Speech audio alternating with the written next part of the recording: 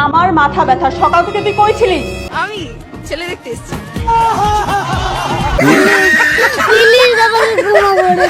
তানুর রহমান আজহারি, উনি হচ্ছেন আমার একজন সব।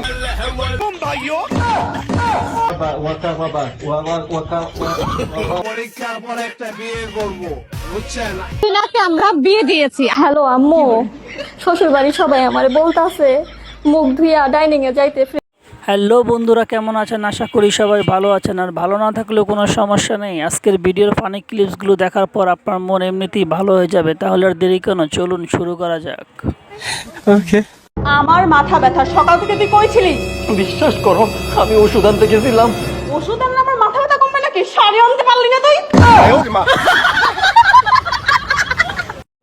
বাইরে এজন্যই জ্ঞানীজন বলেছে, মেয়েদের মন বোঝা এত সোজা কথা নয়, তাদের মনে কখন যে কি চলে একমাত্র আল্লাহ তাআলাই জানে। বন্ধুরা, তারপরে এই ভিডিওটি দেখুন। এই দাদা তাকে বারবার বোঝানোর চেষ্টা করতেছে, এই টিভিতে আপনি যতই আঘাত করেন না কেন টিভিটি ভাঙবে না, কিন্তু বাঙালি বলে তো কথা, প্রমাণ ছাড়া নেব কেন। তারপর দাদা যা করলো দেখুন।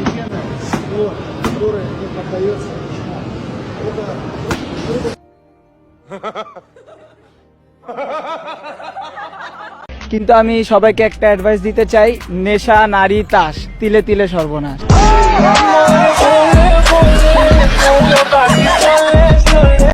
বন্ধুরা, আপনারা কে কি দেখেছেন সেটা জানি না, কিন্তু আমি দেখেছি আপুটার চেহারাটা। ইন্টারভিউ নিতে এসে ছেলেটাকে বোকা বানাতে এসে সে নিজেই বোকা হয়ে গেল। বন্ধুরা, আমরা যখন পরিপাটি হয়ে বিয়ে বাড়িতে যাই তখন আমার মেয়ে বন্ধুরা বলে, কিরে আজকে মেয়ে পাঠানোর জন্য বিয়ে বাড়িতে আসছিস নাকি? আচ্ছা, আমরা যদি মেয়ে পাঠানোর জন্য বিয়ে বাড়িতে যাই তাহলে মেয়েরা এত সাজুগুজু করে কেন যায়? শুনুন দিদি কি বলে। ছেলেরা কি মেয়ে দেখতে আসে না মেয়েরা ছেলে দেখতে আসে? ছেলেরা মেয়ে দেখতে আসে। আচ্ছা, তুমি কি জন্য আস? আমি ছেলে দেখতে এসেছি। দেখেছো কটা এখন পর্যন্ত? অনেকগুলো দেখেছি, পছন্দ হয়েছে? অনেকগুলো পছন্দ হয়েছে, কেউ পাত্তা দেয়নি। বন্ধুরা, আমাদের মধ্যে অনেকেই আছে 4টি বিয়ে করার খুব খায়েশ। এই ভিডিওটি শুধুমাত্র তাদের জন্যই। ওকে।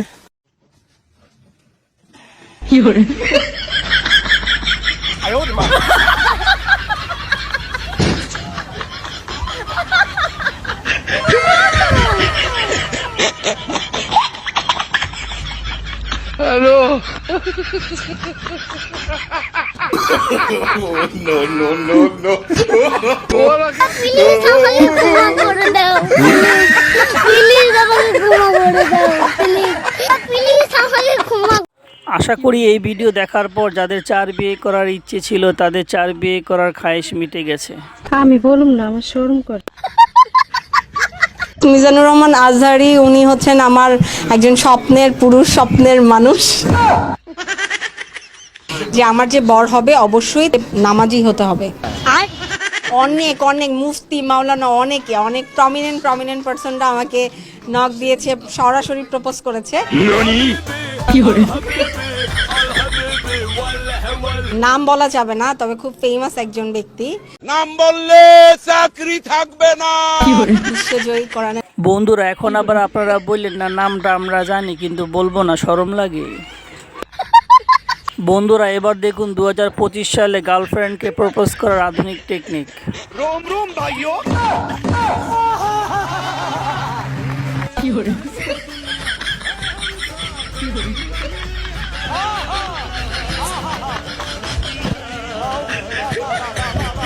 السلام عليكم ورحمة الله وبركاته. পরীক্ষার পর একটা বিয়ে করব, বুঝছেন?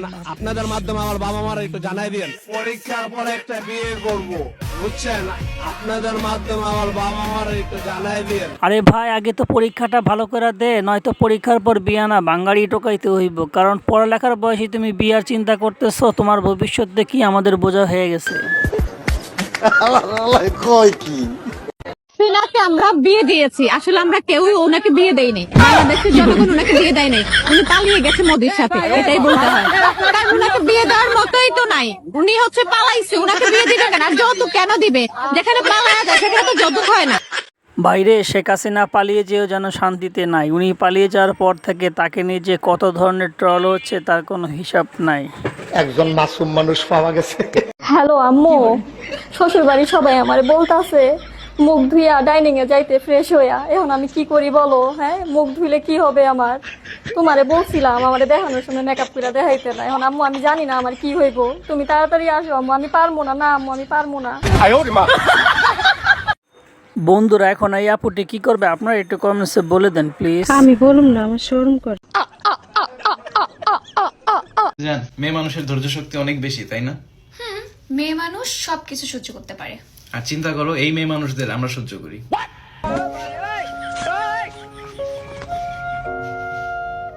ভাই আপনি একদম ঠিক কথা বলছেন। মেয়েরা যদি এই কথাটা বুঝতো তাহলে সংসারে কতই না শান্তি হতো, তাই না?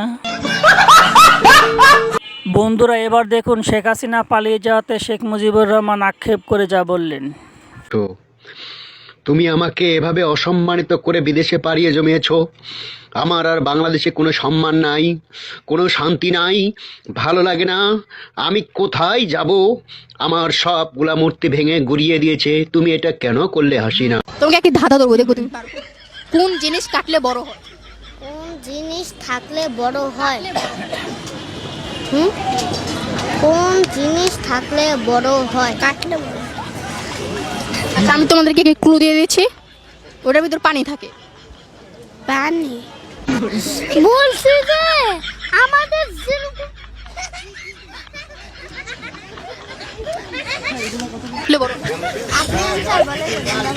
বলতে চাই, ওরা তো বলতেই দেয় না। আমাদের মুসলমানি করা হয় না, মুসলমানি করলেই তো বড় হয়ে যায়।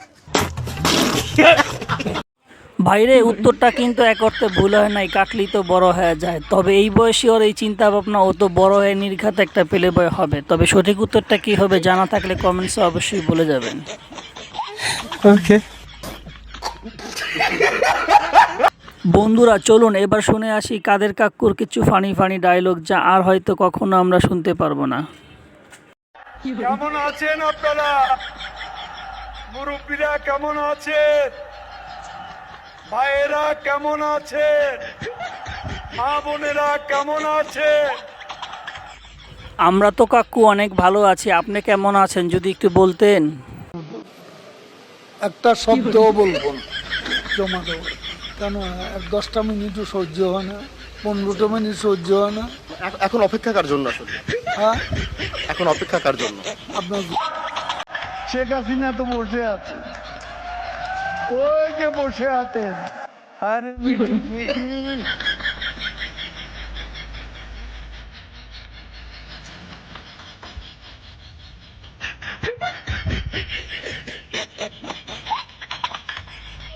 দয়েশ্বর বাবু ডিবি অফিসে গিয়ে কেস কাটেন তো ভালো। তো দয়েশ্বর বাবু কই? হ্যাঁ, ভুয়া। তবে যে যাই বলেন না কেন বন্ধুরা, কাকুর এই ডায়লগগুলো কিন্তু আমরা খুব মিস করছি, তাই না? কথা কি ক্লিয়ার না ভেজাল আছে?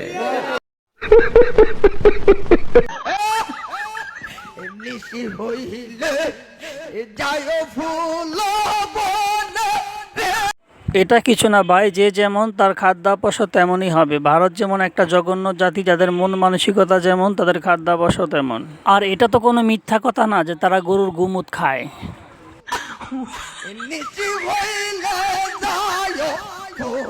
আর আজকের মতো ভিডিওটি এখানেই শেষ। আমরা স্বাধীন বাংলাদেশ, ভারতের অনাকাঙ্ক্ষিত শাসন আর অত্যাচার আমরা মেনে নেব না। কি বলেন আপনারা বন্ধুরা? আর ভিডিওটি ভালো লাগলে চ্যানেলটি সাবস্ক্রাইব করে আমাদের পাশে থাকবেন। ধন্যবাদ ভিডিওটি দেখার জন্য।